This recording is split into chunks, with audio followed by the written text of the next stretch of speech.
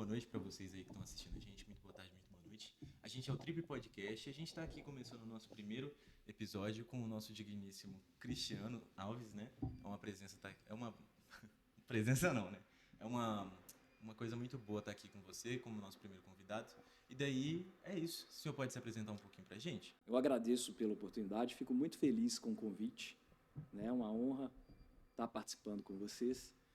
O meu nome completo é Cristiano Alves Farias, eu sou economista, graduado, mestre e doutor em economia e cientista de dados com graduação. Atualmente eu sou professor universitário, dedico exclusivamente a isso. Minha carreira como professor já tem algo próximo de 25 anos. E durante esse período também eu tive outras atividades como consultor e como empreendedor. Empreendedor em 2 negócios próprios e consultor numa empresa de consultoria local aqui de BH. Oh, que joia, cara.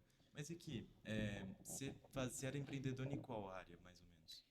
Eu empreendi em um negócio que a princípio era familiar, que os meus pais tinham, que eram de distribuição de produtos de cama, mesa e banho. E empreendi durante um tempo. E depois abri uma escola de cursos técnicos. E que depois eu optei por fechar também.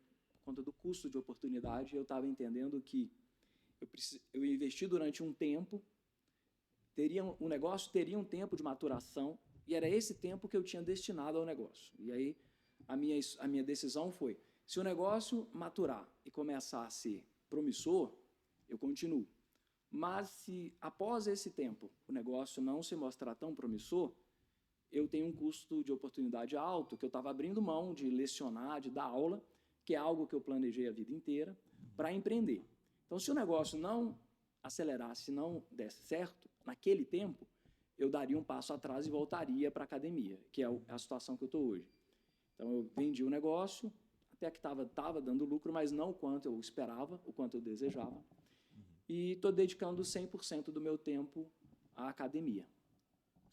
Muito interessante que você comentou que você estava entre o negócio e a atividade de lecionar. Mas o negócio também tinha a ver com educação.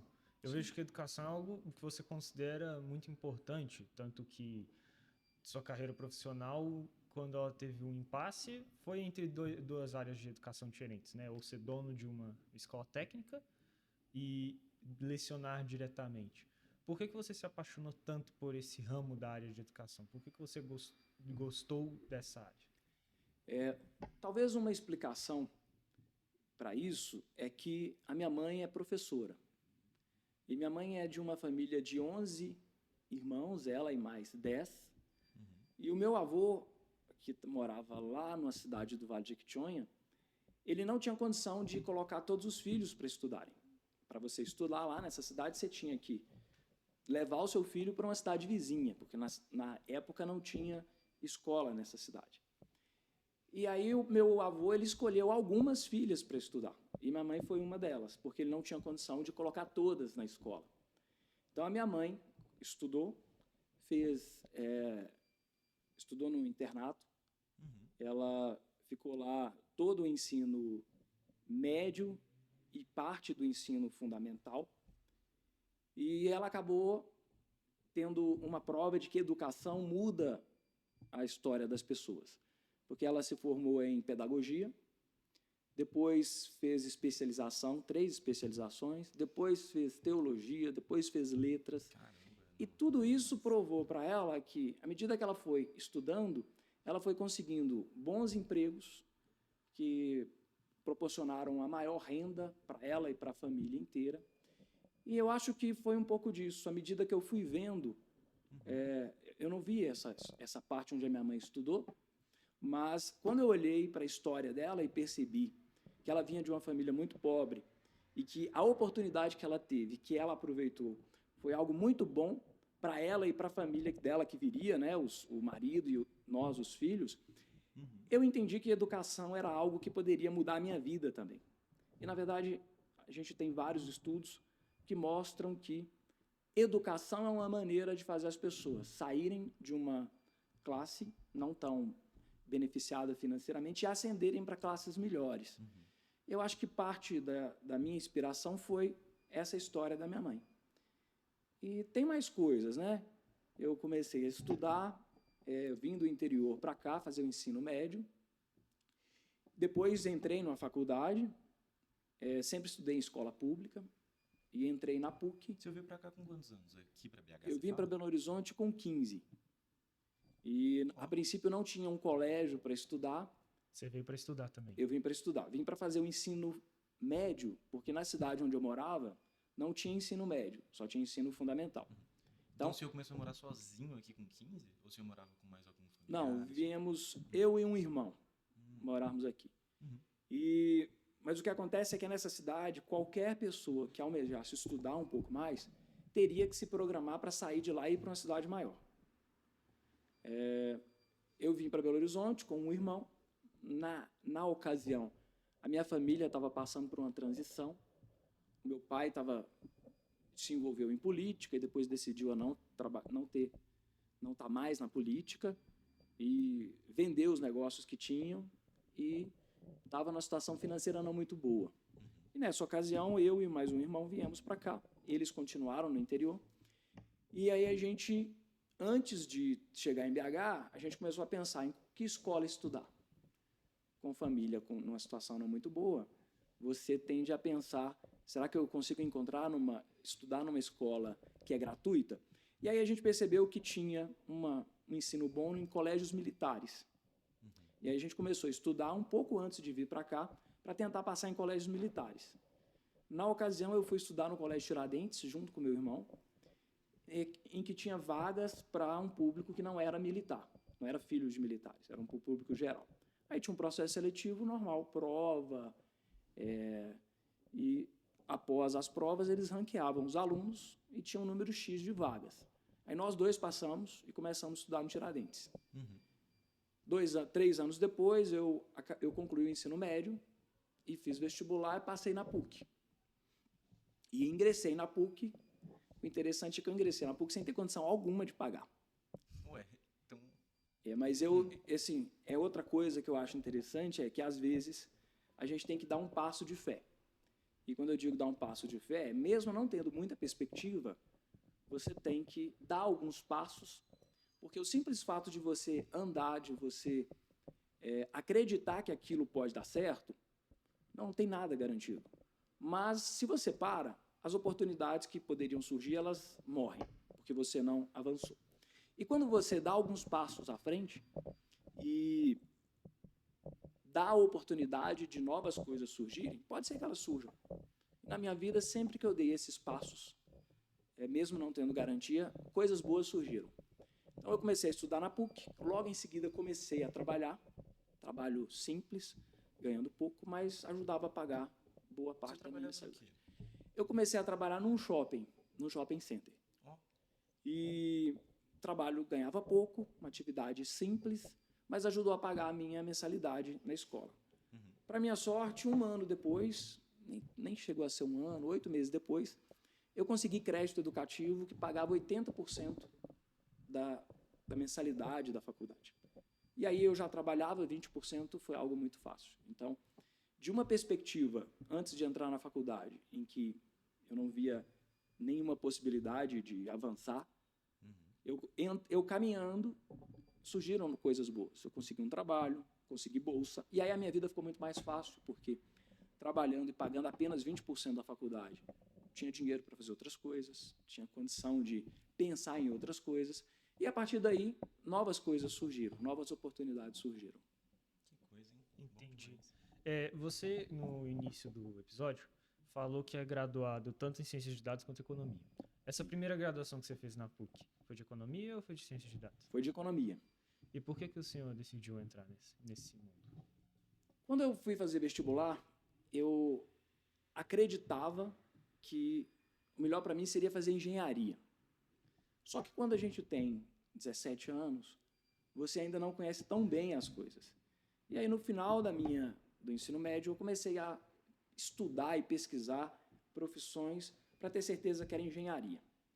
E foi nessa ocasião que eu conheci a economia. Comecei a ler o que a economia estudava, quais eram as tarefas ou atividades que os economistas desempenhavam, e isso despertou uma vontade de fazer economia. Eu me interessei muito mais por economia e abri mão da engenharia. Isso foi um acerto, porque depois de ter mestrado e doutorado, eu voltei a fazer engenharia e descobri que não era o que eu queria, tanto que eu nem concluí o curso, eu abandonei no terceiro período. Então, foi um acerto.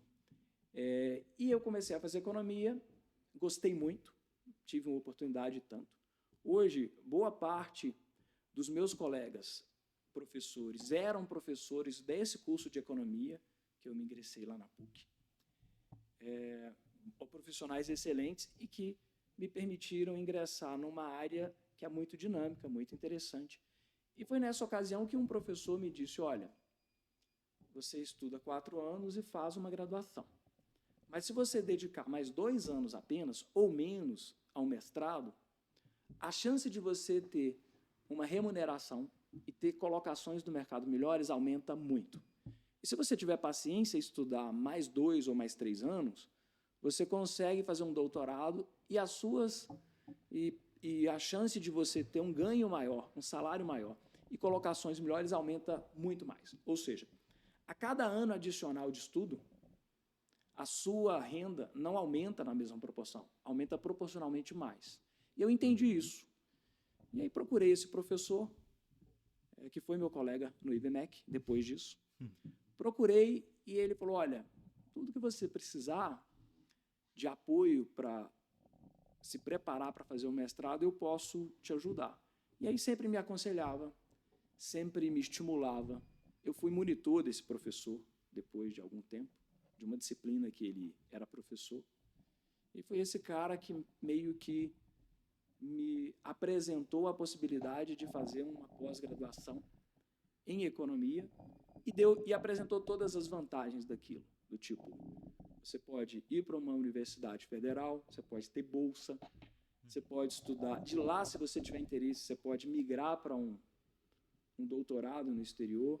Ou seja, é um caminho que, se você se empenhar mais, coisas boas podem surgir mais ainda do que aquele caminho que eu iniciei lá na graduação. Entendi. Uma das nossas perguntas tinha sido em quem era a sua inspiração no âmbito pessoal e profissional. A do pessoal deu para perceber que é a sua mãe, que você se inspirou muito nela. Sim. Como você falou anteriormente. E a profissional, poderia ser esse professor ou Sim. você teria outra possibilidade? Esse professor, sem dúvida, eu não conhecia a ponto de admirar assim, a atuação profissional dele, currículo, mas em termos de inspiração, com certeza. E foi o professor Sérgio Guerra. Depois eu comecei a lecionar aqui no IBMEC e ele era professor aqui também. Então, foi algo interessante que ele foi meu professor na graduação e quando eu me formei, concluí o meu mestrado, doutorado, eu vim trabalhar em uma instituição muito boa em que ele era professor. E é muito, assim, te dá um prazer muito grande saber que você foi estimulado, foi inspirado por aquele professor e você chegou num ponto de se tornar, de algum modo, colega e compartilhar experiências com ele. Sem dúvida, ele foi uma grande inspiração. Porque era um professor que se importava muito em inspirar e em servir de exemplo e em mostrar caminhos para os alunos. E não foi só comigo. Eu tenho outros colegas de curso, vários deles, pelo menos 6, que foram fazer mestrado, doutorado, boa parte disso por inspiração desse professor. E de outros, né? Mas ele em especial. Enfim, a gente tem outras perguntas aqui também, que a gente tinha perguntado também sobre a sua carreira até aqui, mas qual que foi aquele maior desafio? Você acha que foi, tipo, aquela adaptação de vir para cá? Você acha que... Você tinha comentado da questão financeira e tudo mais. Você acha que esse foi um desafio bem... Eu acho que sim. Eu acho que foi esse passo de sair de uma situação em que eu não tinha desafios, mas eu também não tinha grandes preocupações. E e dar um passo à frente implicava em assumir risco, implicava em ter a possibilidade de dar errado. Então, se eu entro numa faculdade, que na época tinha uma mensalidade alta. Hoje nem tanto, mas na época era muito alta. Eu poderia ter, por exemplo, a possibilidade de me endividar, não concluir o curso, porque seria inadimplente, e ter que voltar para de onde eu vi, e o plano não ter dado certo, ter se frustrado. Então, esse foi um outro ponto em que eu fui desafiado também foi quando eu comecei a empreender. Eu percebi que era um cenário muito duvidoso e muito diferente de tudo que eu tinha vivido. Desafiador, né? Muito desafiador. No sentido de que, primeiro, você tem que fazer a avaliação de um negócio com poucas informações. Então, se todo mundo tivesse todas as informações, ninguém erraria em empreender. A grande preocupação, o grande problema é que, às vezes, você tem que decidir empreender, aplicar o seu recurso, aplicar o seu tempo, se dedicar a um negócio e que tem coisas que não podem ser incontroláveis. No meu caso, por exemplo, foi a pandemia. Mesmo estudando muito, a gente acaba percebendo que, tipo assim, não tem muito como prever. Que Não. vai continuar sendo uma coisa meio nebulosa, né? O estudo, ele diminui o risco. Diminui. Uhum. Mas existem coisas que você não consegue associar à probabilidade. Por exemplo, eu iniciei uma escola de cursos e o diferencial dessa escola era ter cursos presenciais. E isso foi 6 meses antes da pandemia. Então, esse negócio ele praticamente ficou inviável por um bom tempo. E você se prepara para ter capital de giro ali por 1 ano e meio, 2, e após isso o negócio ter faturamento para atingir um ponto de equilíbrio, e a partir daí você começar a ter retorno, né, sobre o capital. E quando você tem pandemia, obviamente você é obrigado a gastar tudo que você pensou que seria a reserva para se manter no mercado, você gasta de uma vez. Mas esse é o risco natural de tudo. Ou seja, não dá para acertar sempre. Uhum. Mas foi a mesma atitude. A atitude que me levou a estudar e que me deu uma carreira que eu acredito que hoje me dá uma certa segurança profissional, financeira, foi a mesma atitude que eu tomei lá atrás, que quando adotei os mesmos princípios com negócios, deu errado. Ou seja, da atividade. Não tem como. Se você almejar algo maior, necessariamente você vai ter que correr alguns riscos. É claro que a gente trabalha para ter o menor risco possível. Se der ruim, ganha experiência, pelo menos. Né? Sim.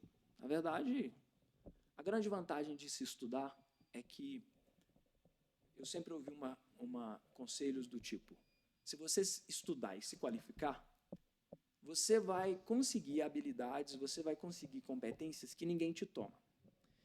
E a partir daí você vai poder arriscar mais. Então, se você se qualificou e juntou recursos, capital, dinheiro, para fazer um novo negócio, e deu errado, na pior das hipóteses, você dá um passo atrás e você tem um porto seguro, que é voltar a fazer o que você fazia. Você tem qualificação, igual no meu caso, com mestrado, doutorado, eu consigo lecionar por um bom tempo.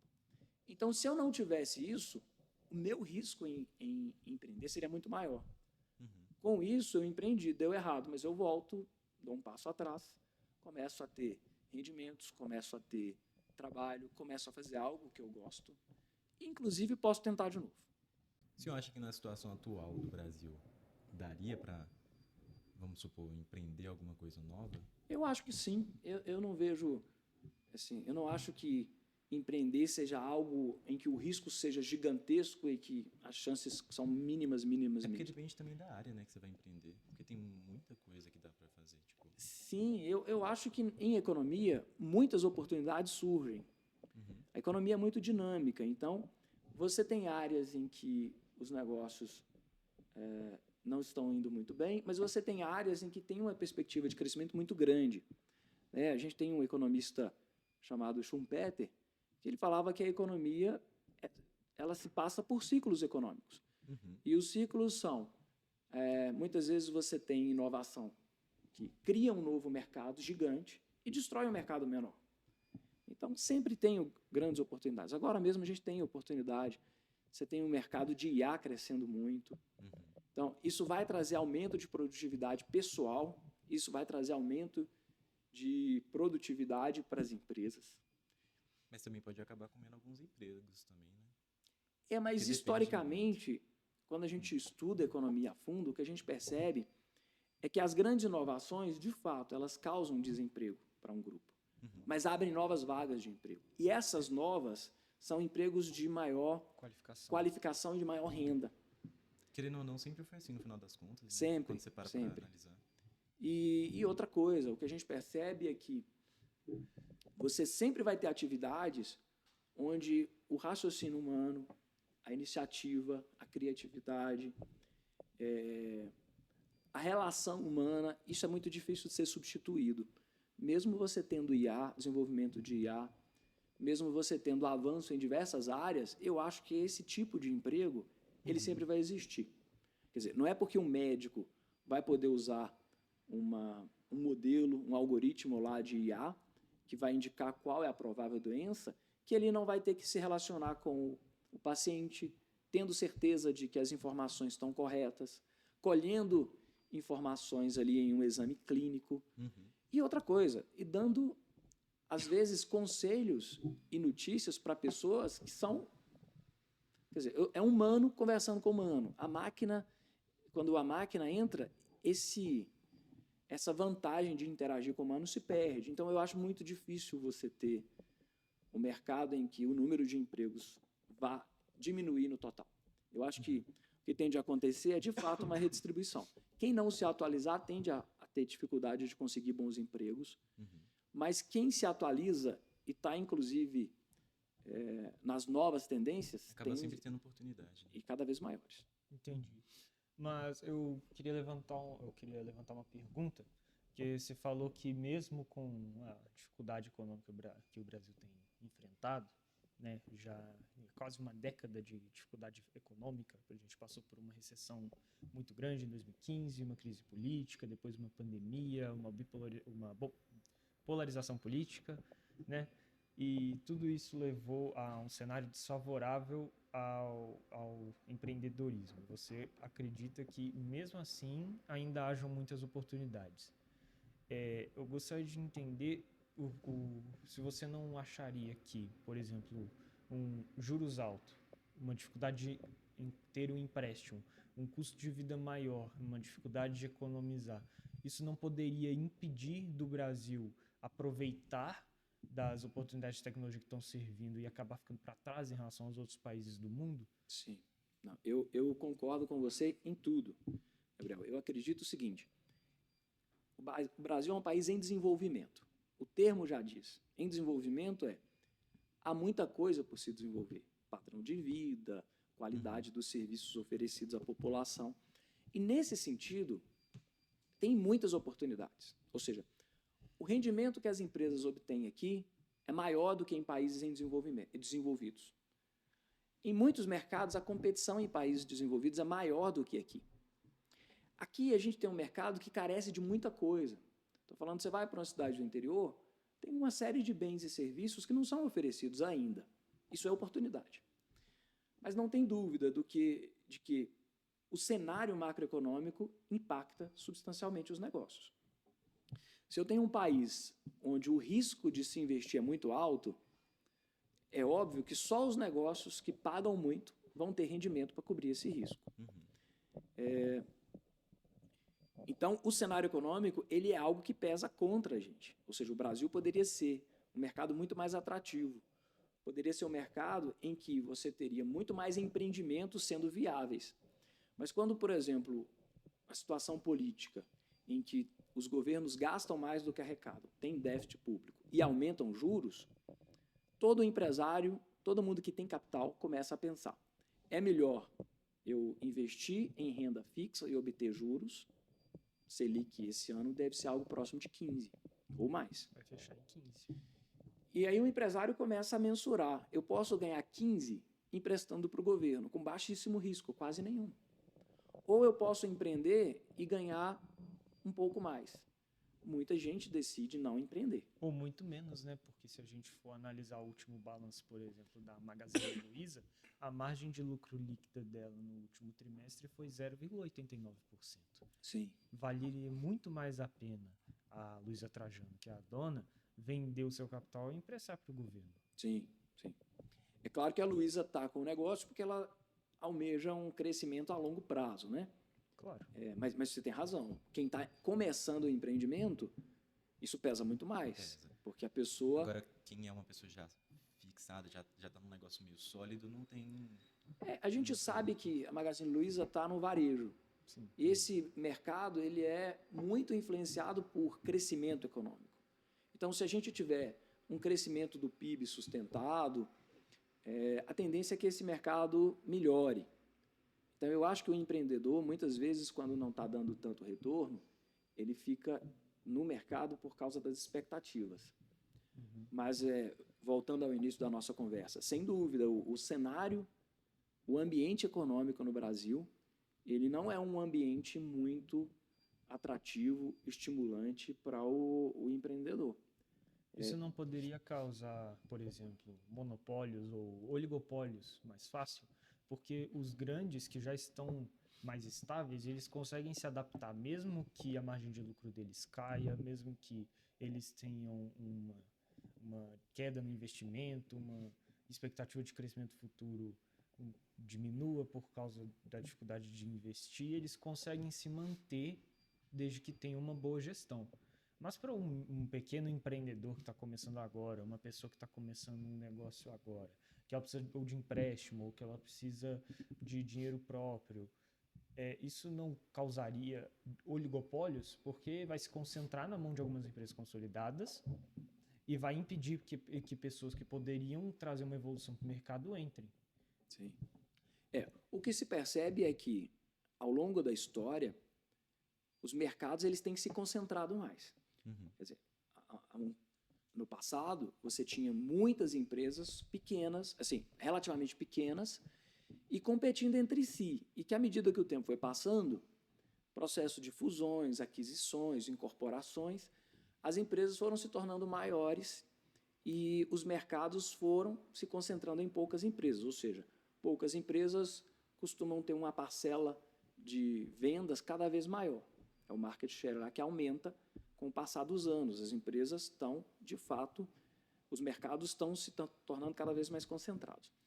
Agora, tem um outro aspecto, que é o seguinte: o pequeno empreendedor, ele é aquele cara que vê a oportunidade onde os grandes não conseguem. Então, um exemplo.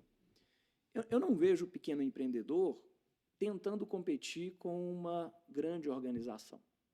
Ele tenta, na verdade, criar um produto que aproveite um nicho ou uma brecha. Um exemplo, o mercado o setor bancário no Brasil é muito concentrado. Você tem 5 bancos, 4 bancos que detêm aí a maior parcela. Recentemente surgiu mais 2, né? O Inter e o Nubank, mas antes deles eram 4. Itaú, Banco do Brasil, Santander e Bradesco. E a Caixa Econômica Federal, que servia para dar os auxílios para a população, mas que, em geral, não tem carteira de crédito ativa, etc. Exatamente. E é isso que eu queria tocar nesse assunto. Os dois que surgiram, Inter e Nubank, eles surgiram não competindo diretamente com os bancos tradicionais. Eles serviram para aproveitar da brecha lá, que na hora que começou o Pix, esse tipo de coisa, não foi ou não? Foi antes. É o fato de que o empresário, o empreendedor, para maximizar as chances dele, ele tenta atuar em áreas em que os grandes não atuam, quer seja por incapacidade ou por não serem estimulados, né? Que já estão no outro mercado. Mas quando você começa a investir em bancos digitais, na verdade o que você fez foi, inevitavelmente eu vou concorrer com os grandes, mas inicialmente eu estou atuando em um nicho. Um nicho como? Consumidores tradicionais não adeririam, por exemplo, a bancos digitais, mas um público jovem, sim. Um público que tem uma inserção no meio digital, não vê problema, mas aqueles tradicionais não muito. Então, o que eu vejo do empreendedor é que esse é o cara que olha para o mercado e ele não está pensando em lutar com os grandes. Ele está pensando em ver oportunidades que não estão sendo aproveitadas. E, nesse sentido, eu ingresso, tenho chances maiores de crescer, e depois, eventualmente, eu posso até ser incorporado por um grande. Mas é um processo dinâmico. Então, eu acho que esse dinamismo econômico sempre possibilita oportunidades de novos empreendedores aproveitarem brechas, nichos e espaços que não estão sendo tão bem vislumbrados ou atendidos pelos grandes. Eu queria te fazer uma pergunta, que é a seguinte. Eu fui professor particular durante um ano, eu dei aula de matemática durante um ano. Inclusive, o Nagasaki, nosso produtor, foi o meu primeiro cliente. Mas eu tive muitos desafios, né? E o meu principal desafio foi foi a frustração que eu senti quando eu estava dando aula para um aluno. Eu vi que ele deliberadamente estava cagando porque eu estava falando para ele. Eu queria entender, e eu fiquei muito frustrado com essa situação, né? Porque eu estava realmente me esforçando para dar aquela aula. Eu peguei 1 hora de ônibus para ir, dei aquela aula, peguei 1 hora de ônibus para voltar, e eu senti que ele simplesmente ignorou a minha presença. Você acaba vendo que seu esforço, tipo assim, você dá tanta atenção para aquilo e a outra pessoa só, tipo, se joga de lado. Claro, no final eu fui pago, mas eu não tava... O objetivo daquele tempo não era só ganhar o dinheiro, era passar um conhecimento para um terceiro. Qual que foi o principal desafio de você como professor? Porque professores têm vários desafios. Sim. O que a gente percebe, à medida que o tempo vai passando, é que existe o que a gente chama de uma percepção ali de curto prazo, mas o longo prazo, ele se mostra mais promissor. Deixa eu ser mais claro quanto ao que eu estou dizendo. Eu estou na universidade há muito tempo, né? Comecei com 24 para 25 anos, estou com 47. Então, já tem muito tempo que leciono ensino superior. E o que a gente percebe é que mesmo os alunos que, a princípio, você consideraria que não estão tão interessados, não estão prestando tanta atenção, não estão, igual você falou, não estão nem aí para nada, que esses caras, quando inseridos no meio estudantil, eles podem virar a chave. Eles podem ser contaminados ali pelos amigos, pelos colegas que estão em uma outra maneira de agir, que estão se esforçando, que evoluíram. E essa comparação é boa. Quando eu vejo o meu colega que está se dedicando, crescendo intelectualmente, quando eu digo intelectualmente vocês são universitários, e a gente está gravando um podcast, mas vocês já agem como profissionais formados, assim, vocês já têm uma certa maturidade, ou seja, a educação transforma. E quando os colegas veem que esses colegas que não estão aplicados, veem que os outros estão evoluindo, isso é uma grande chance para eles imitarem. E a maior parte da vida nossa, a gente imita os outros, a gente se inspira.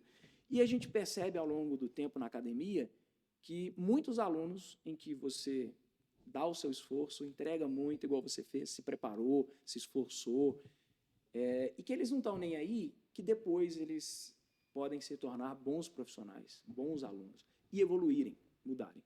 Isso aí tem aos montes, assim. Um profissional que você diria, esse não vai avançar, esse não vai evoluir, não vai se tornar um profissional tão bom, porque não tem qualificação, não está se empenhando. Depois esses caras mudam. Entendi. A necessidade acaba fazendo. Isso não é regra, mas a minha experiência, o que eu estou tentando passar para vocês é que a gente vê isso muito. Um aluno que entra inicialmente meio perdido, meio sem saber o que quer, e que depois se encontra e começa a gostar, começa a se apaixonar por algumas áreas e evoluem e viram ótimos profissionais. Entendi. Então, a educação tem um pouco disso. Com o passar do tempo, você percebe que a educação é gratificante, por quê? Porque você inspira pessoas. Não que isso não é financeiro, não é monetário, mas você começa a perceber que, mesmo que não seja sempre, mas em algum momento eu fui uma inspiração para alguém, e essa pessoa pôde avançar. E o professor é contratado para isso, na prática, né? Quando um aluno vem estudar numa universidade, quando a família se empenha para pagar as contas de todo mundo, e ele também. Quando ele está estudando ou está tentando ali, o que ele espera de um professor é um professor que aponte caminhos, que o estimule, que dê o melhor. E cabe ao professor ficar um pouco imune a isso. Imune como? Não importa, às vezes, se o aluno está ou não aproveitando tanto. O que importa é você oferecer o máximo possível para ele.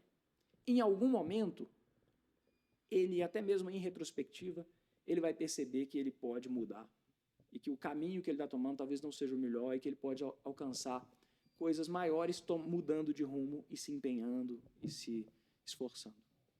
Uma coisa mais a longo prazo mesmo, né? Então, tipo assim, você vai vendo a evolução da pessoa e tudo mais. Mas isso a gente está falando daquele aluno Que que todos nós apostaríamos que ele não teria muito sucesso, porque é o aluno que está desinteressado, descompromissado e que, se não é a maioria, a maior parte dos alunos estão ali com interesse, participando. E tem os alunos excelentes, que são aqueles que estão acima da média, que estão todo o tempo tentando ir um pouco além.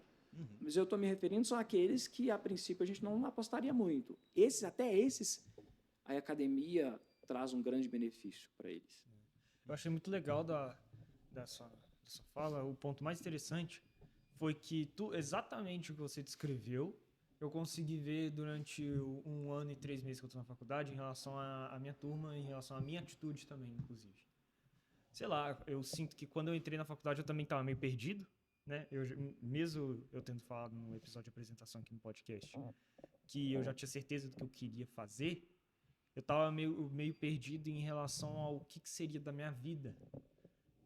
Porque eu passei 15 anos numa escola, 15 anos com o mesmo grupo de pessoas, 15 anos tendo as experiências parecidas, e foi diferente. E eu tive uma virada de chave e eu vi que no tempo das pessoas elas foram tendo essa virada de chave também. Então, uma turma que conversava muito, uma turma que... até um caso engraçado, o seu colega de trabalho, o Zambuja, chegou a expulsar 2 colegas de sala por conversa, isso na faculdade, isso me surpreendeu, inclusive. Agora é uma turma extremamente centrada, extremamente dedicada, pelo menos o que eu percebo. Então, eu gostei muito porque eu realmente vejo isso acontecer na prática. Então, é um ponto muito interessante. O curioso é que,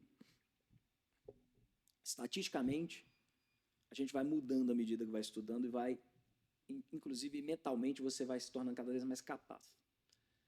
O curioso é que a cada ano adicional, a gente chama isso em economia de produtividade marginal. Cada ano que você adiciona de estudo, você consegue se tornar mais produtivo.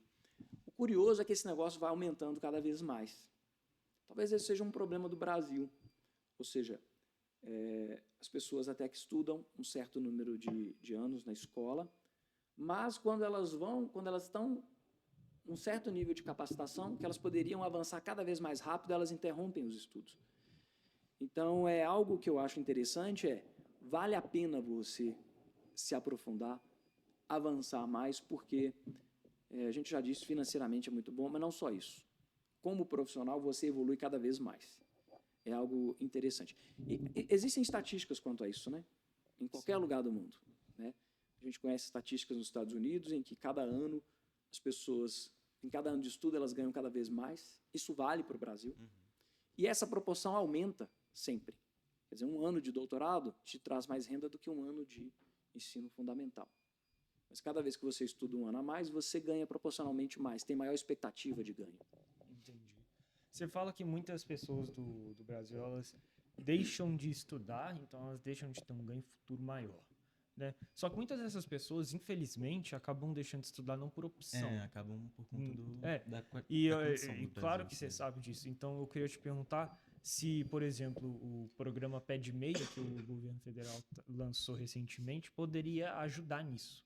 Porque eu li o programa e, apesar de ser um crítico ferrenho, você me conhece já das aulas, do governo atual, eu achei interessante o projeto, apesar de que eu entendo que na situação atual da economia brasileira, encontrar recursos para botá-lo em prática é difícil.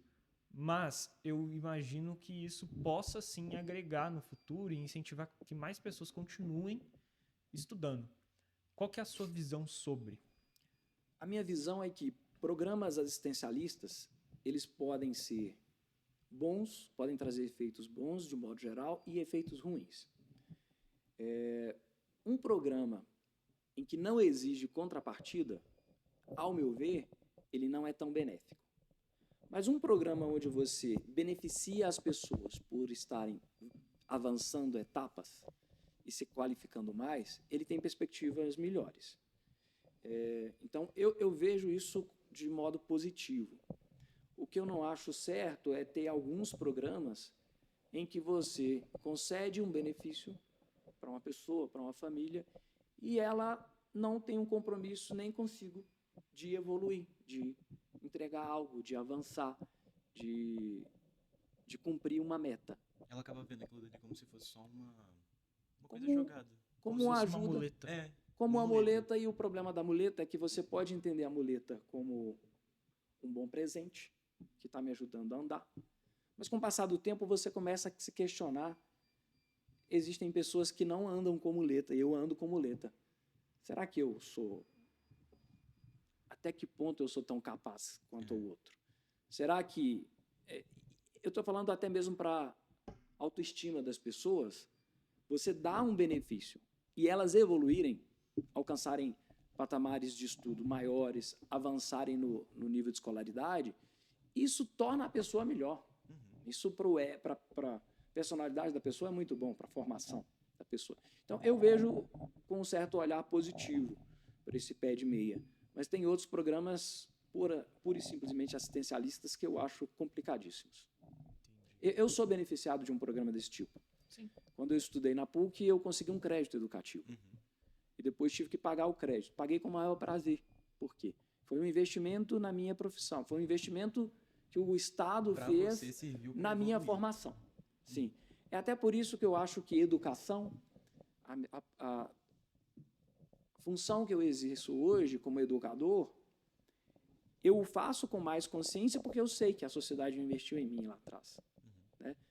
Não é uma coisa, eu vou dar o melhor porque eu ganhei crédito, não é só isso, mas é assim, há isso trouxe um efeito positivo porque eu sei que eu fui beneficiado de um programa e a sociedade que investiu em mim, não foi um governo, não foram pessoas. E quando a sociedade investiu, é quase que uma obrigação eu retribuir. Até porque a gente tem aquela frase famosa da Margaret Thatcher, né? Não exige dinheiro público, exige dinheiro do pagador de imposto, né? Sim. Então é como se as outras pessoas da sociedade estivessem gastando mais em impostos, pagando imposto de renda, pagando produtos mais caros, para que você pudesse ter essa oportunidade. Então, isso foi algo que te incentivou, até certo ponto. Sim, com certeza. Certamente. Bom, a gente tem outras perguntas também que a gente poderia abordar também, que é como que o senhor se vê no futuro? O senhor ainda gostaria de ficar mais na parte de professor mesmo, ou o senhor tem outro pensamento em mente? Eu gosto muito da docência, sempre gostei. É algo que me dá muito prazer. E, atualmente, é algo que me remunera bem, que atende às minhas expectativas. Eu trabalho em um lugar em que nós somos estimulados a sermos participativos, onde o profissional, o docente, ele é muito respeitado e a gente é estimulado a avançar, a desenvolver novas coisas, a criar programas em que você cresce e o seu aluno cresce. Então, quando você está num ambiente assim, é algo muito prazeroso. Então, é claro que você está perguntando algo para o meu futuro, para o resto da minha vida. Atualmente, esse cenário é muito bom. É algo que me dá muito prazer. É claro que os mercados são dinâmicos. Mas enquanto eu puder trabalhar numa instituição que me estimula, me remunera bem, e que me estimula, inclusive, a levar outras pessoas a crescerem, me estimula porque a liderança consegue me comunicar coisas boas e me passar princípios que eu valorizo. Então, é uma empresa que tem uma cultura de meritocracia. Então, aquele aluno que estuda muito, tira nota boa, ele consegue benefícios, consegue destaque por conta de mérito. E professor idem. Então, enquanto tem um ambiente assim, é algo muito prazeroso. Então, hoje eu me sinto muito realizado lecionando. E acredito que se o cenário não mudar, eu continuarei e com muito prazer. Assim. É claro que o professor não fica parado. O professor é uma profissão que exige que você estude o tempo inteiro. Sempre tem que ficar se atualizando por conta Eu sou professor. Economia mesmo, igual a gente tinha comentado, naquele primeiro episódio nosso que sempre vai atualizando, né? Sim, a economia é dinâmica, ela sempre muda, ela sempre atualiza. Então, a gente, por exemplo, eu estava tendo aula de macroeconomia, macroeconomia intermediária, para ser mais exato. Então, a gente passou um mês estudando um modelo clássico da economia. E depois o professor chegou e falou assim, esse modelo é antigo, ultrapassado. Agora a gente vai falar de um novo. Então, todo ano pode surgir algo diferente, todo momento tem gente estudando. Sim. Então, é algo muito dinâmico, de fato. Sim. E se vocês me permitirem, algo que eu acho que a gente está num mundo dinâmico. Então, mesmo que a teoria econômica não estivesse mudando o tempo inteiro, é o que o Gabriel está falando, olha, teorias novas surgem, modelos novos surgem, dados que a gente não tinha, hoje tem em abundância. Mas não só isso, todo o ambiente econômico muda. Então, só para dar um exemplo, quando eu estudei, cada modelo que eu ia estudar, ia pegar dados para aplicar e para tirar conclusões, eu usava um programa, um software diferente. Então, eu tinha que aprender 15, 20 softwares diferentes. Com o passar do tempo, começaram a surgir linguagens de programação, de código aberto, com comunidades que disponibilizavam módulos, bibliotecas em abundância, sobre tudo. E aí, se a pessoa ela se interessa, se ela pode se atualizar, aprendendo uma linguagem de programação, eu tenho acesso. Com ela, eu consigo resolver todos os problemas que eu tinha para aplicar em 15, 18 softwares, com uma linguagem. Então, assim, a necessidade de se atualizar, ela é constante, não só na economia, mas em todas as profissões. A gente está vendo agora essa onda de IA. Isso é uma nova revolução. E não sou eu que estou dizendo. Quando você conversa, por exemplo, quando você vê entrevistas do Bill Gates, que é um cara que é considerado o pai do PC, no sentido de que foi quem popularizou os softwares lá, os navegadores, os sistemas operacionais, tornou isso acessível a todo mundo. Eu estou tentando dizer que esse cara é um personagem ímpar ali, de destaque. Quando ele vira e fala publicamente que IA tem potencial de trazer uma revolução maior do que ele acaba influenciando o advento do PC, você começa a acreditar que esse negócio, de fato, tem um grande potencial. E tem mesmo. Então, assim, essa conversa, a gente entrou nesse assunto, né, para dizer que, a todo tempo, o mercado é dinâmico, as profissões são dinâmicas. E isso exige de você uma postura desse tipo. Eu tenho, inclusive, só 19 anos, né, mas eu, inclusive, já tenho uma experiência de mudança por causa de inteligência artificial. Porque eu trabalho no mercado financeiro, né, hoje eu trabalho como assessor de investimento, e para analisar um ativo, antigamente, você tinha que ler diversas páginas de relatório. Hoje, você consegue entrar em alguns sites e esses sites conseguem resumir o relatório para você. Só que cada site é especializado em alguma coisa. Então, quando você quiser visualizar gráficos, você precisa entrar no site. Para visualizar, por exemplo, a parte contábil da empresa, você tem que olhar em outro. E, recentemente, eu descobri uma nova inteligência artificial que ainda é um pouco limitada, mas dos ativos mais famosos do mundo, como as ações da Apple, ações da Microsoft, né, já estão com os dados completos, que ela simplifica tudo em um local só. Então, assim, eu tenho menos de um ano de carreira como assessor e eu já senti essa mudança na pele. E essa inteligência artificial, inclusive, se chama finchat.ai, se alguém quiser bisbilhotar, mexer, né? Ela ainda é um pouco limitada, mas ela tem facilitado bastante o parte do trabalho. Então, é algo que eu senti na pele. E uma coisa que eu fiquei curioso, qual foi a principal mudança que você teve em relação à mudança de tecnologia durante a sua experiência profissional? Eu passei por várias. O curioso é que, antigamente, a gente considerava grandes mudanças tecnológicas em décadas. Hoje, essa coisa está em anos, né? Então, por exemplo, quando eu me ingressei na faculdade, a gente tinha aula em laboratório de informática, mas muito pouco. Era para aprender os programas básicos, Word, Excel, Windows. Era isso que existia. No final da faculdade, a gente já estava usando programas específicos de análise de dados. A gente não tinha internet. E quando eu estava estudando no ensino fundamental, o que a gente fazia era estudar, por exemplo, datilografia. Isso acabou, não existe máquina de datilografar, existe um PC. Não tinha internet, hoje você tem uma rede que você tem acesso a informação em tempo, a um grande volume de informação, a um custo muito baixo e numa velocidade muito rápida. Então, as coisas foram mudando.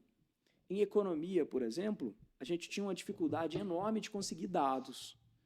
A gente está caminhando para uma era com a internet das coisas, com sensores, em que a gente vai ter uma abundância de dados. Quando eu comecei a estudar economia, a capacidade computacional era pequena. Você tinha um computador pessoal, ele não tinha uma capacidade grande de processamento. Hoje, a gente acha programas online que têm uma capacidade de processamento gigante. Então, o cenário mudou totalmente. Mudou como? Na minha época, a gente tinha teoria e tinha modelos empíricos difíceis de serem implementados, porque faltava dados e capacidade computacional. Hoje, talvez seja o contrário. Muito volume de dados, grande capacidade computacional, e o que está faltando relativamente, quando eu digo relativamente, em comparação com esse volume, são os profissionais com qualificação para isso. Mas por isso que hoje tem aumentado muito, né? Tipo assim, as pessoas estão cada vez mais estudando, indo para a faculdade para ver ciência da computação, como é que é, engenharia, desse tipo de coisa, sabe? Sim. Mas isso tem aumentado bastante também, porque precisa dessa especificação também. Sim, sem dúvida. Essa é uma área que vai crescer muito. Cristiano, você aceita um água? Não, obrigado. Estou satisfeito. Essa é uma área que tende a crescer muito. Essa área ligada à tecnologia. Porque a gente vai ter ondas de inovação tecnológica. E setores ligados a essa área sempre vão passar por avanços como expansão. Tem gente hoje dizendo o seguinte: quem se qualificou para ser um programador deu um tiro no pé, porque agora a IA faz a programação. Isso não é verdade. Não é verdade por quê? Porque o cara que entende de programação, o cara que entende de uma linguagem, sabe programar. O que é o saber programar? Ele usa um algoritmo, ele tem um problema para ser resolvido, ele consegue ali colocar as etapas para que o computador possa chegar atingir aquela meta, aquele problema. Quando eu digo algoritmo, no sentido de a receita, o que fazer, como combinar as coisas para atingir um objetivo final. Esse cara, ele não faz um código na mesma velocidade que ele fazia há 3 anos atrás. E há 3 anos atrás, ele era o profissional mais veloz do mercado. Hoje, como ele sabe o que fazer e tem conhecimento, com o IA, ele faz o mesmo código de 3 anos atrás em 1/4 do tempo, 1/5 do tempo, ou até menos. Ou seja, o programador ele ficou muito mais produtivo. Então, não adianta a gente achar que mas eu vou atuar como programador, eu não sei programar, vou usar o ChatGPT. Não adianta. Você vai gastar horas e horas para fazer um código de qualidade ruim, enquanto a pessoa que entende de programação e já programa, usa a mesma IA, dando orientações corretas, configurando a IA corretamente e produz 4, 5, 6 vezes mais rápido que você. Ou seja, o programador que só sabia replicar código, esse perdeu o emprego. Mas o cara que entende, que tem conhecimento, esse está com um emprego e com altíssimo valor. Ou seja, mais uma vez, o valor não está em atividades corriqueiras de linguagem, de repetição. Está em saber a utilidade das coisas, como atingir um objetivo, por que eu estou fazendo aquilo. É na compreensão, no entendimento. Entendi. Uma pergunta que eu queria te fazer é que você, como economista, né, eu queria saber a sua opinião sobre esse seguinte assunto. Recentemente eu assisti um podcast, o qual eu me arrependi fortemente, porque eu senti como se a minha profissão, sobre a profissão que eu almejo exercer, né, que é a de economista, é completamente desvalorizada. O que eu quero dizer com isso? Eu vi que um podcast chamou um economista, um cara formado, mestrado, pós-doutorado, para debater sobre teoria econômica, e chamou um influenciador marxista que só tem um diploma do ensino médio. E ali eu vi um debate e eu me senti extremamente triste. Por quê? Porque eu vi que a gente é tratado como uma questão de que a ciência política, a ciência econômica é uma opinião. Só que não é uma opinião. E eu vi que a gente é um pouco, eu senti como se a gente fosse um pouco desvalorizado. O que o senhor tem a dizer com isso? Você sente isso também? Você tem você tem alguma experiência em que isso aconteceu também? Sim, economia é algo curioso, porque em alguns grandes temas, os economistas concordam, ou pelo menos a maioria deles concordam com. Exemplo, comércio internacional é bom para as duas partes, a maioria dos economistas concordam com isso. Controle de preços não é uma coisa legal para a economia, quase todo mundo concorda com isso. Por quê? Porque a gente tem dados empíricos e a gente comprova isso. É a economia positiva. Qual que é o problema? É porque economia é uma ciência e baseada em dados, e a gente formula modelos para explicar a realidade, e os dados confirmam se aqueles modelos são úteis ou não. Sim. Só que muitas vezes, ainda que você demonstre claramente para um tomador de decisão, para um político, que o caminho certo é esse, é X, ele pode sofrer pressões políticas e tomar um caminho contrário.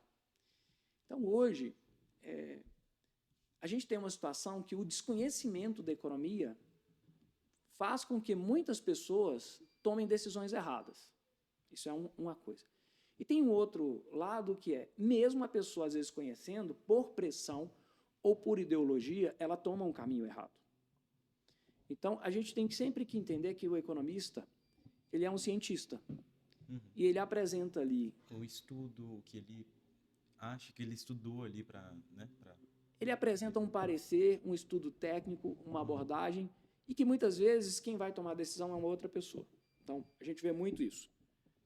No governo atual, a gente vê um conflito entre o ministro, o Haddad, por exemplo, e o tomador de decisão, que é o Lula. O Haddad também não é um grande economista, né? Estudou, inclusive ele falou publicamente que tem 2 meses de economia. E comentou também que colou para fazer prova da ANPEC. Ou seja, é um péssimo exemplo. Nossa, sim. É um péssimo exemplo para todo mundo que estuda muito, se qualifica. Isso também acaba deixando uma imagem meio ruim do Brasil, né? Que, tipo assim, muito ruim. Que vêm de fora ficam tipo assim, poxa, o cara... Isso é um desserviço. É um desserviço porque, sabe aquela expressão popular? Perdeu a oportunidade de ficar calado. Sim. É do tipo, se esse cara não fala nada, ele sai dali no lucro. Mas o fato de falar e falar bobeiras e enaltecer uma conduta errada passa péssimos exemplos. Reforçar o jeitinho brasileiro, né? Jeitinho brasileiro trapaça, tirar vantagem em coisas, aproveitar brechas. E esse tipo de conduta é o que a gente, na academia, trabalha a vida inteira para instruir pessoas a não cederem a essas tentações de agirem sem princípios, de tomarem atalhos, caminhos curtos que não são os mais corretos. Então, quando o ministro fala isso, é péssimo, né? Então, mas ainda assim, quando esse ministro aponta para um aspecto econômico importante, por exemplo, controle dos gastos públicos, reduzir déficit fiscal, o tomador de decisão, que é um presidente, ele fala, olha, talvez a minha reeleição dependa não disso, mas dependa inclusive de ter um déficit maior, porque talvez eu possa gastar mais, isso pode aumentar as minhas chances. Então a economia tem esse problema. A gente oferece uma análise, um estudo, um esboço que orienta como o tomador de decisão deve seguir. Mas a tomada de decisão é puramente política, que tem influência econômica e política. É como se a gente fosse ao médico, o médico falasse que nós temos um problema e tal, medicação resolve o nosso problema, e a gente entra na farmácia e compra outra totalmente diferente, esperando ter um resultado melhor. Exato. Nós não estudamos para isso. Nós temos uma opinião porque a gente leu um jornal, ou viu um vídeo na internet, ou talvez leu a bula do médico. Mas a gente nunca vai ter a mesma compreensão do assunto que o próprio médico, né? Sim. E o curioso é que quanto mais as pessoas se instruírem, maior é a chance delas acreditarem no médico. Então, o que eu estou tentando dizer é o seguinte: eu sou um paciente com instrução zero. Qualquer charlatão pode me iludir, porque ele pode prometer coisas mais simples do que o médico. Então, eu vou ao médico, o médico diz: você tem que voltar para casa, cortar consumo excessivo de gordura, de calorias, seja lá o que for. Fazer atividade física pelo menos uma vez por dia durante 1 hora. Diminuir a rotina de trabalho. O médico me deu tarefas dificílimas, mas são tarefas boas para o meu futuro, para a minha vida. É aquilo que vai me garantir uma sobrevida, uma vida de qualidade. Mas, se eu sou uma pessoa pouco instruída, eu começo a desconfiar daquele médico, porque eu ouvi um charlatão, alguém que não é médico, mas se diz entendido, e esse cara fala: não, cara. Muito comum na internet hoje em dia. Muito comum. Aí o cara vai lá e fala: não, não precisa disso. Eu te dou exemplo, o cara fala, eu te dou exemplo de pessoas que comem o dobro de você, nunca fizeram atividade física na vida, trabalham o dia inteiro e esse cara está com 100 anos. Quem não tem instrução não consegue perceber que, estatisticamente, esse exemplo que o charlatão deu pode até ser verdadeiro, mas estatisticamente ele não significa nada. Ele é a exceção extrema, que a norma, a regra não é aquela. Mas à medida que as pessoas vão se instruindo, principalmente do ponto de vista econômico, elas começam a tomar decisões mais acertadas. O brasileiro já está passando por um pouco disso. Um exemplo, hoje quando se faz pesquisa de aprovação dos governantes, uma das coisas que pesa é a inflação. O eleitor, aquela pessoa entrevistada já diz que descontrole de inflação é algo que tende a fazer com que ela não aprove o governante. Isso é muito bom, porque o eleitor brasileiro está se inteirando de aspectos econômicos, e mesmo que ele não compreenda tudo em suas particularidades, de maneira muito aprofundada, ele tem informação suficiente para dar suporte a ele escolher melhor. No Brasil, isso já está acontecendo. Quando a gente vê, por exemplo, alternância, a gente viveu vários governos que tinham um perfil de centro-esquerda ou esquerda. Quando a gente vê, por exemplo, uma alternância de direita, é porque essa população, em algum momento, ela refletiu e tomou uma decisão diferente daquela que ela vinha tomando no passado. A gente não está entrando no mérito se é certo ou errado, qual é a mais correta. Mas o simples fato de perceber essa mudança já é um sinal de que o eleitor brasileiro está disposto a aceitar ideias novas. Entendi. Agora, fazendo uma pergunta que liga esse ponto que a gente está falando com o ponto da sua vida profissional. Você acha que, por exemplo, a inserção de uma educação financeira ou de uma introdução básica à economia faria alguma diferença? Por exemplo, se a gente fizesse essas inserções no ensino fundamental, no ensino médio, faria alguma diferença na questão das decisões dos brasileiros? Se isso seria benéfico? Qual opinião você tem sobre esse assunto? Desculpa, era só pra saber, você fala, tipo assim, naquele contexto, tipo, você coloca no ensino médio, tipo, uma aula de empreendedorismo, tipo uma coisa assim? Ou... Tipo, é isso, tipo a gente fazer... Finanças pessoais, empreendedorismo. Finanças pessoais, empreendedorismo, introdução à economia, para a pessoa entender um pouco mais o mundo que ela vive. Porque a gente tem aula de história, geografia, a gente tem geopolítica um pouco na aula. Mas nunca tem uma aula. Mas a gente não tem uma aula para entender a economia. Então a gente consegue entender mais ou menos por que o Putin, por exemplo, está invadindo a Ucrânia. Porque ele considera aquele território dele, devido a origens históricas e tal. Mas a gente não consegue ter análise de como isso afeta o aspecto econômico, de como isso pode ser prejudicial para o Brasil, por exemplo, se o petróleo se o custo do petróleo refinado aumentar. Isso não é algo que a gente tem tanto na escola. Né? Você acha que a inserção desse tipo de conhecimento no currículo escolar seria benéfico ou não, de uma maneira mais clara? Acho que sim. A gente já tem várias escolas introduzindo esses temas. Eu estou entendendo o que você está dizendo. Não é um tema geral, não é uma orientação para todas as escolas.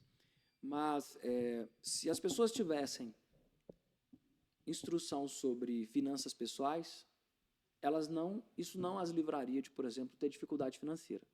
Mas elas saberiam resolver as suas questões financeiras de maneira muito mais rápida, muito mais fácil, com um custo menor. Se as pessoas tivessem aula de economia, elas tomariam decisões mais acertadas na hora de empreender, na hora de gerir as suas finanças. Você falou, quando a gente chegou aqui, informalmente, você estava me dizendo, Cristiano, olha, eu estou poupando, eu trabalho e consigo poupar, essa poupança é um investimento e eu estou entendendo que eu estou na fase da minha vida onde eu devo fazer investimentos. Você compreendeu uma coisa que a gente tem teoria econômica que explica e que é comprovada, do ciclo da vida, do tipo, você tem uma fase de qualificação, você tem uma fase onde você começa a entrar na atividade produtiva e ganhar renda e ainda se qualificando. Você vai trabalhar durante um bom tempo, ter atividade produtiva, mas depois você vai se aposentar. E quando você estiver se aposentando, você vai precisar de renda. E o financiamento dessa aposentadoria é de uma poupança pregressa. E se ela for bem aplicada, você vai ter uma aposentadoria significativa. Não só a aposentadoria, esse negócio pode dar resultado muito antes de você se aposentar, se você começar a investir antes. E esse tipo de compreensão é fundamental para a população, para todo mundo, para pessoas que vão ser empregados, para empreendedores, para donos de negócios, para herdeiros, para todo mundo, sem exceção. Então, é algo que eu acho fundamental. Eu acho que se a gente tivesse isso, você teria, sim, boa parte dos problemas.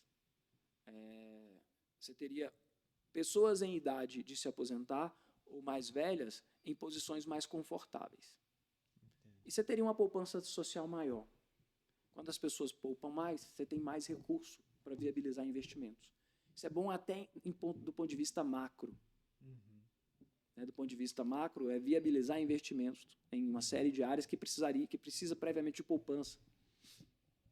Sem dúvida, é algo que eu vejo de grande importância. Você pode dizer, então, em contexto do Trump relacionado à economia internacional, o que você pensa a respeito disso? Eu acho que as principais ações do Trump que eu vejo como um potencial problema é a questão das tarifas. A gente entende, ou pelo menos a maior parte dos economistas entendem, que o comércio internacional é algo muito bom, muito promissor, porque ele tem a capacidade, e na maioria das vezes, aumenta o benefício, aumenta a riqueza dos dois países envolvidos. Mesmo países muito diferentes, quando eles fazem comércio, os dois tendem a ganhar. Obviamente, um pode ganhar mais do que o outro, mas os dois ganham. Ou seja, é muito melhor você ter comércio do que não ter. Quando o Trump coloca tarifas elevadas, como 25% sobre o aço brasileiro e sobre outros produtos, o que a gente percebe é que a economia americana vai perder e o Brasil vai perder. Por quê? A gente tem modelos que explicam e evidências empíricas que demonstram que quando os países começam a fazer comércio, você tem um acréscimo no PIB. E se você se especializa, principalmente se for naqueles produtos onde você tem um menor custo de oportunidade, onde você é mais, não é só produtivo, mas naquilo que eu faço de melhor, quando você se especializa nisso, você consegue fazer produtos de melhor qualidade, em maior volume, a preços menores, e vender para o seu vizinho. E se o seu vizinho faz o mesmo, todo mundo ganha. Uma analogia muito simples que tem em manuais de economia, e que é um caso extremo, é o seguinte: mesmo um país que é mais produtivo do que o outro em tudo, se eles começarem a fazer comércio, os dois ganhariam. A gente tem uma analogia, por exemplo, um autor reconhecido que é o Mankiw, ou Mankiw, ele dá um exemplo que é o seguinte: se você tiver o Tiger Woods, que é um golfista famoso e que ganha muito dinheiro fazendo campanha publicitária. E se você tiver o Forrest Gump, que não faz nada bem feito, assim, teoricamente. E aí tem duas atividades. Uma, fazer campanha publicitária, e a outra, um exemplo, lavar um carro. Teoricamente, o Tiger Woods seria melhor do que o Forrest Gump em tudo. Por quê? Ele faz campanha publicitária e em 1 hora ele ganha um valor absurdo. Um exemplo, $200 mil. O Forrest Gump não sabe lavar carro bem, demora muito mais do que o Tiger Woods e talvez gaste mais recursos. Ou seja, o Tiger Woods gasta 40 minutos, 1 hora para lavar um carro. Fica bem feito, gasta-se menos recursos. Forrest Gump gasta mais tempo, gasta mais recursos e não fica tão bom. Tiger Woods é mais produtivo do que Forrest Gump nos dois bens. Valeria a pena esses dois começarem uma relação comercial, fazerem comércio? Teoria econômica mostra que sim. E mostra que sim como? Quando o Tiger Woods deixa de lavar, deixa de fazer campanha publicitária e vai lavar um carro, em 1 hora ele perde $200 mil, que é o tempo que ele deixou de fazer campanha publicitária para lavar um carro. Qualquer valor menor do que $200 mil que ele venha a pagar para o Tiger Woods em 1 hora lavar o carro, Para o Forrest Gump lavar o carro. Para o Forrest Gump, obrigado, que o Tiger Woods deixa de... Se ele deixar de fazer campanha publicitária e for lavar carro, ele perde $200 mil. Qualquer valor menor do que $200 mil que ele venha a pagar para o Forrest Gump, ele ganha. Mesmo o Forrest Gump não lavando tão bem o carro. Aí vamos imaginar o seguinte, que ele pague $20 mil por um carro lavado. E deixa o Forrest Gump gastar quantas horas ele quiser. Para o Tiger Woods foi melhor. Ele ainda ganhou 180 mil. Ele ganhou 180 mil porque se ele deixasse de fazer uma campanha publicitária, ele perderia $200 mil. E para o Forrest Gump, mesmo ganhando $20 mil, o que é um absurdo para lavar um carro, para ele é ótimo. Concordam que para o Forrest Gump seria... Obviamente. Mas para o Tiger Woods também é muito bom. Ou seja, o comércio trouxe benefício para os dois. Então, a ideia de que o comércio é um jogo de soma zero não é correta. O que é um jogo de soma zero? Quando um ganha, necessariamente o outro tem que perder aquilo que foi ganhado pelo primeiro. Os dois podem ganhar. Os dois podem ganhar. E nesse caso que a gente deu o exemplo do Forrest Gump e do Tiger Woods, pode ser que alguém ganhe mais do que o outro. Não, o Tiger Woods ganhou 180 mil, o Forrest Gump ganhou 20. O Tiger Woods ganhou muito mais. Muito mais. Mas, olhando do ponto de vista da ausência de comércio, talvez o Forrest Gump não conseguisse, por exemplo, lavar carro nenhum sem comércio. Ou lavaria somente o carro dele. E lavar só o carro dele não significa ganhar $200 mil por 1 hora. 20 mil. 20 mil dólares. Você viu que eu estou trocando todos os números. Ainda bem que tem Gabriel aqui para corrigir os números e as legendas.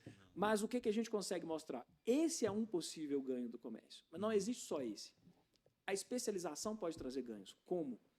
Se eu me especializar em alguns bens e produzi-los em grande volume, eu consigo ter economia de escala, que é ter um custo por unidade menor. Porque quando eu estou produzindo apenas para mim, para o mercado interno, eu sou um produtor pequeno.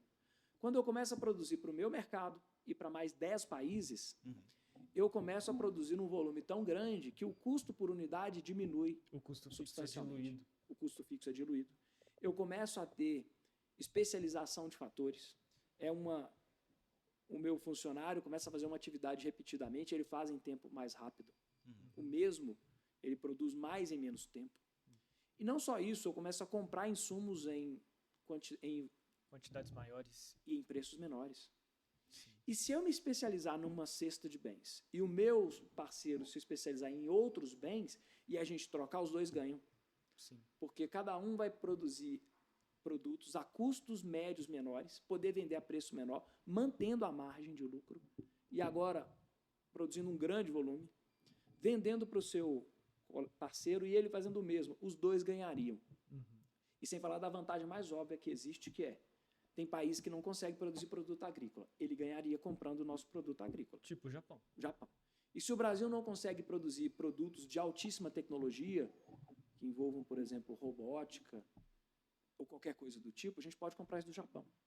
O simples fato de trocar produtos que outrora não estariam disponíveis aumenta o bem-estar. Agora, a gente tem mais produtos disponíveis. Que um não faz, o outro acaba compensando e acaba virando um ciclo só, né? Ou seja, não faltam argumentos a favor do livre comércio e de um comércio mais intenso. Prova disso é que os países se esforçaram para formar blocos econômicos para intensificarem o comércio. E a gente vê agora um momento em que você tem um governante, que é o Donald Trump, que está fazendo o oposto. Isso tende a ser muito ruim para a economia inteira, mas principalmente para a economia americana. Entendo. Eu queria te fazer uma pergunta também. Porque a impressão que eu tenho, agora, não defendendo a questão da taxação, eu concordo plenamente com o senhor, até porque nós já tivemos essa aula, já estudamos a fundo, né? Mas a impressão que eu tenho é que uma das motivações dele fazer isso é tentar aumentar a arrecadação e diminuir a dívida pública americana, que hoje é a maior dívida pública do planeta. E a dívida pública americana só se sustenta porque todo mundo tem muita confiança na capacidade de pagamento americana. Então, eles conseguem pegar dívida a juros extremamente baixos. Se a dívida pública continua aumentando, como aumentou muito nos últimos anos do governo Biden, ela se torna impagável pelo fato de que as pessoas vão querer emprestar cada vez menos dinheiro para os Estados Unidos e a taxa de juros americana teria que ser aumentada pelo Banco Central, que é o Fed, que é a Federal Reserve, né? E que, assim como no Brasil, se os juros continuarem aumentando, a nossa dívida pública se torna impagável, a mesma coisa aconteceria para os Estados Unidos. Em relação a isso, o que você tem a falar de opinião? Porque a impressão que eu tenho é que essa taxação é também para cobrir um rombo de uma dívida de muitos anos. Sim. E que se você pudesse tomar outra atitude no lugar dele para pagar isso, que não a taxação, porque como nós já vimos, a taxação nesse caso é ruim, desestimula o comércio. Qual atitude você tentaria tomar? O problema, a gente concorda. Qual que é o problema? Um déficit público que está aumentando. Né? O tamanho da dívida é um problema, mas o que é mais relevante não é o tamanho, mas é a dívida relativa ao PIB.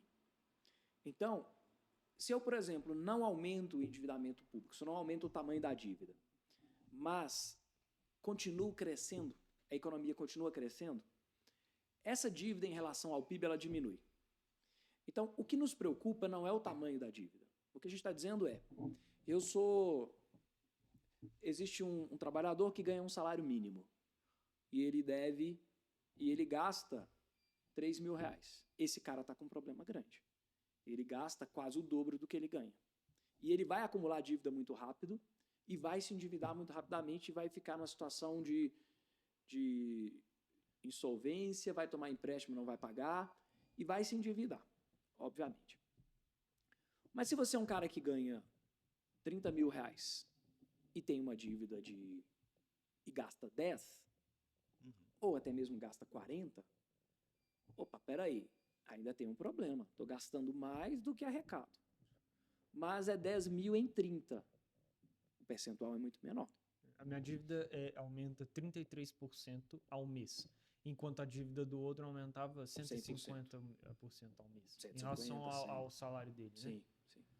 Sim. E aí, o que eu vejo como solução? A solução para o problema seria o seguinte, eu não tenho que tributar aço do Brasil. Os Estados Unidos, ele tem a capacidade de vender produtos com alto valor agregado, de desenvolver novas tecnologias, de desenvolver novos materiais. E isso é algo que tem levado a economia americana, essa capacidade de inovação, de atuar em áreas estratégicas. Isso tem feito da economia americana um motor mundial. Uma economia vigorosa que cresce recorrentemente 3,5%. Isso a gente está falando de uma economia em desenvolvimento. A gente está falando de uma economia desenvolvida que cresce a uma taxa razoável. Então, se eu controlo os meus gastos e a economia continua crescendo, eu dou um ótimo sinal para toda a sociedade. O sinal de que o meu endividamento em relação ao PIB está caindo. Então, o que eu discordo é como controlar isso. Eu não vejo, por exemplo, talvez o mais correto seria, eu vou controlar as minhas despesas. Tem lá o Elon Musk que está com a proposta de enxugar o Estado. Ótimo, isso não é um problema. Se eu conseguir fornecer serviços para a população americana a custos menores, ou seja, eu gasto menos, isso é ótimo. Eu elimino um pouco do meu déficit público. E aí, a longo prazo, eu começo a ter um ajustamento mais suave e mais saudável. Esse ajustamento a curto prazo e a qualquer custo é altamente preocupante, porque talvez a economia americana comece a dar sinais de entrar numa situação de crise, porque em uma economia moderna, com integração das cadeias produtivas, e tudo que você produz de grande valor vem de vários países e você começa a colocar barreiras, como é que eu controlo a inflação? Será que isso não vai pressionar a inflação nos Estados Unidos? Estados Unidos compra ligas metálicas do Brasil, compra aço brasileiro, compra alumínio e compra para fazer produtos de alto valor agregado. Isso é insumo para eles. Para a gente é produto acabado. Para eles é insumo para produzir outras coisas. Se eu aumento o preço dos insumos porque estou tarifando, isso vai pressionar o produto final. E não é uma coisa contra o Brasil, é geral. Ou seja, há uma tendência. Isso pode pressionar muito os preços dos Estados Unidos. E aí aquele problema que você falou, de ter inflação e aumentar juros, e aumentar depois o endividamento, porque o governo americano tomou mais empréstimo para conseguir, de certo modo, controlar a demanda, né? Porque desestimula as pessoas a gastarem. E para isso ele tem que pagar juros mais altos, esse processo só acelera o endividamento. Então seria como as tarifas seriam, então, nesse caso, um tiro no pé. Eu acho que é um tiro no pé. Entendi. E acredito, inclusive, que a solução é a solução mais óbvia. Assim, não tem nada muito engenhoso. Qual que é a solução? Endividamento não é maior gasto do que arrecadação? Controla um dos dois. Se eu não consigo arrecadar mais, eu posso controlar o gasto. E o problema é que a visão está sendo, talvez eu arrecade mais com tarifa. Poderia ser um pensamento do governo americano. Mas eu diminuo o PIB, então percentualmente a minha dívida aumentou. Então a minha capacidade de pagar a dívida diminuiu, mesmo que a dívida tenha diminuído. Sim. Então isso afeta os juros e me faz ter uma dívida maior no final das contas. Sim. É isso que você está querendo dizer? Esse é um dos aspectos. Porque a minha preocupação é a seguinte: será que a tarifação, a importação, é uma maneira de ter receita para depois reduzir impostos às empresas americanas? Tem gente apostando que sim. Tem economista renomado, com experiência de décadas, apostando que talvez seja isso a intenção do governo americano. Se for, é um tiro no pé. Por quê? Porque eu vou pressionar preços e vou reduzir impostos ao produto americano. Mas eu estou aumentando o custo dele de um outro modo. Eu estou aumentando o custo porque eu estou aumentando o preço dos insumos. No final das contas, um efeito tende a diminuir, tenta contrabalançar o outro. Eu diminuo o imposto, mas eu estou aumentando o custo. Medida essa.